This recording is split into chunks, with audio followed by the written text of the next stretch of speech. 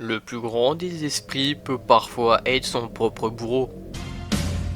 Wave goodbye to the past when home and faith let it La force tranquille de l'intelligence vide. Ayano Koji Kiyotaka, ce nom évoque immédiatement une maîtrise froide et une intelligence redoutable. Dès les premières scènes de Classroom of the Elite, on comprend qu'il n'est pas comme les autres. Il agit toujours calmement, en retrait, observant le monde autour de lui comme s'il était au-dessus du chaos. Ce qu'il accomplit avec une telle facilité, cela semble presque inhumain. Son intelligence est fascinante et redoutée, presque un don. Un don, tu plaisantes? Ce n'est pas de l'intelligence, c'est du vide. Ayano Koji, c'est l'incarnation de ce qu'on appelle l'intelligence froide, celle qui n'a ni passion ni empathie. Sa manière de voir le monde est tout sauf humaine. C'est un robot en chair et en os, un calculateur parfait mais totalement détaché. Il n'a aucune flamme, aucun but véritable, il agit simplement parce qu'il en est capable. Et tu penses que c'est ça qu'on doit admirer? L'absence d'humanité, un choix ou une malédiction?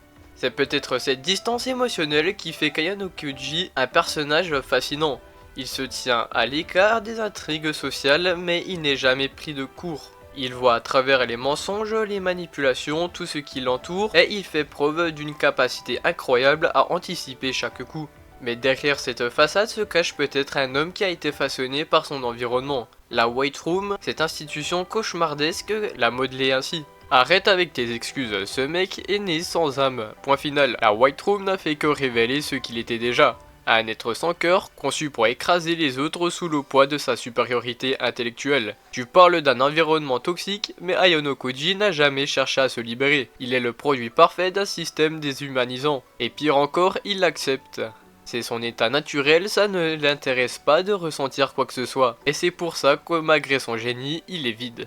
Une intelligence qui détruit plus qu'elle ne construit.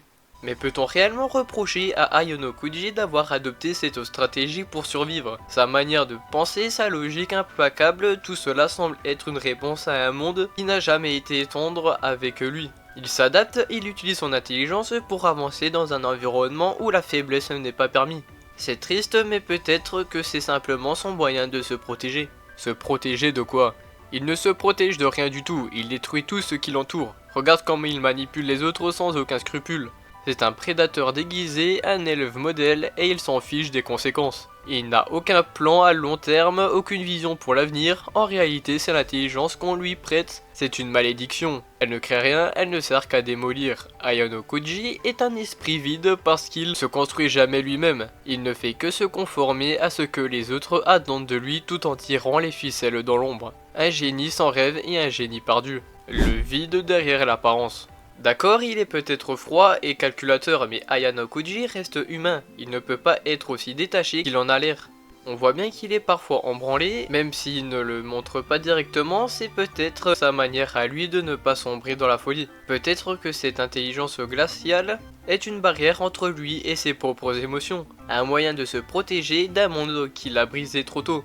Au fond, on peut comprendre que quelqu'un d'aussi intelligent ne peut pas vivre comme tout le monde.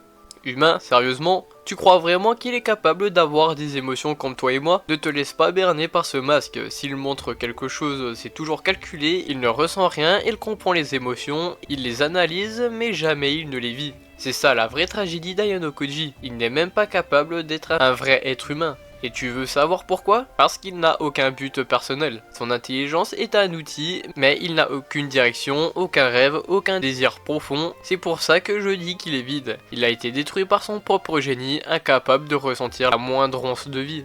Conclusion ou malédiction? Alors est-ce vraiment une malédiction d'être aussi intelligent? Ayano Koji ne semble jamais vraiment en souffrir. Il avance dans la vie tel un spectateur du monde.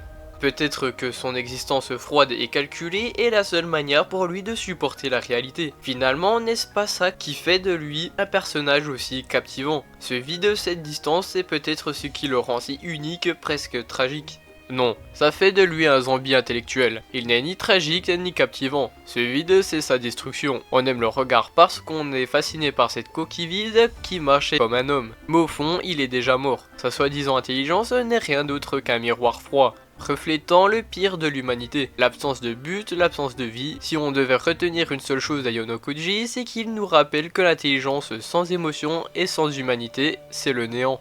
L'intelligence seule ne suffit pas à donner un sens à la vie, elle peut aussi bien être la clé de la survie que celle de la destruction.